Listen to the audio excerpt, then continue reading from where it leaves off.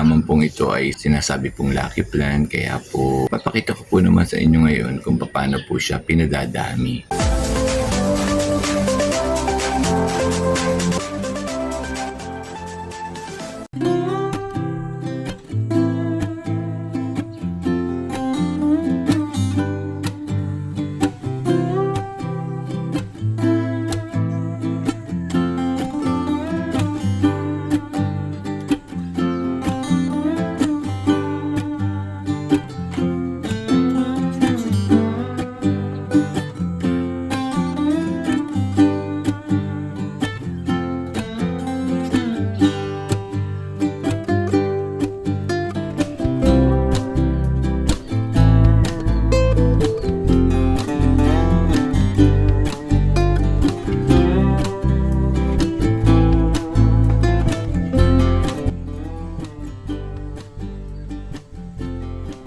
Hello po, magandang umaga po sa ating lahat. Ito po si Sir Benji, ang inyo pong Sir Plantito, bagong gising po, nagkakape-kape po.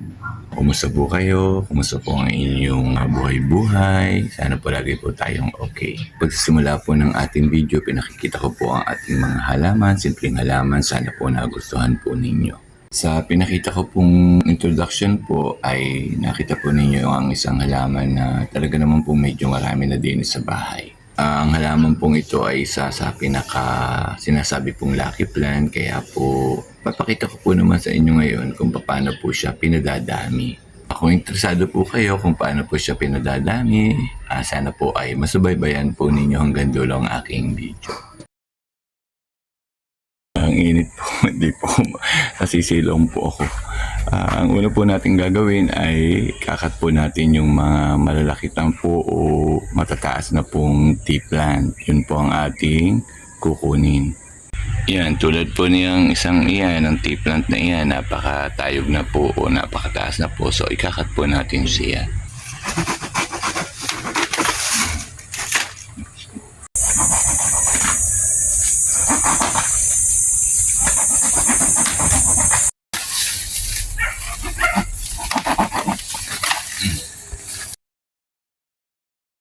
Ito po yung pots po na pagtatamnan po natin ng atin pong kinuhang mga tea plant. Nakaready na po. Dati po ito ay may tanim pong pechay ay na-harvest na po.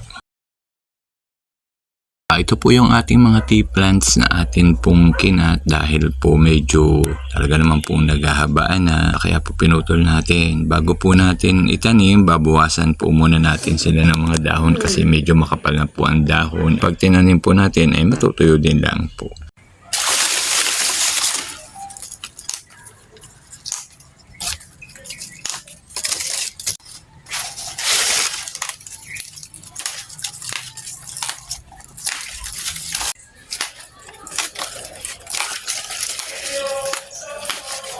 Ito na po siya nang mabawasan po natin ng dahon. So ito naman po ang mga dahong alis natin, medyo madami-dami po. Pag nabawasan naman po natin ng dahon, ang susunod naman po natin ay ikakat po ulit siya. Babawasan naman po natin ng haba.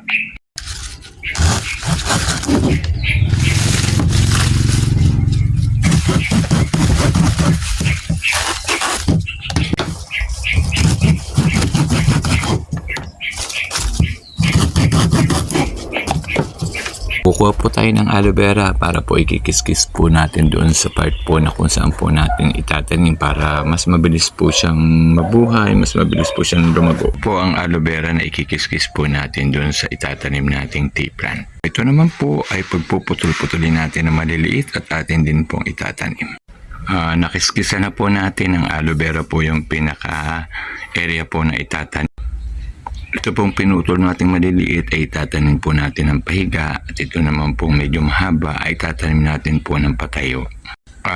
Ganun po ang dalawang proseso po ng pagtatanim po ng tea plant para mapadami po. Ito po ay ready ng itanim, nakisisan ko na po ng aloe vera. Hindi ko pa po masyadong maitanim at medyo mainit pa po. Maghintay lang po tayo ng kaunting nilong po para maitanim na po natin yung ating plants na itatanim. Malilom na po, pwede na po tayong mag-start po magtanim. ito po, pwede pong itanim ng pahiga po. Ayan, pwede po nating ilubog na lang. Ayan. Tapos saka po tatabunan. Ito naman po ay nakatayo.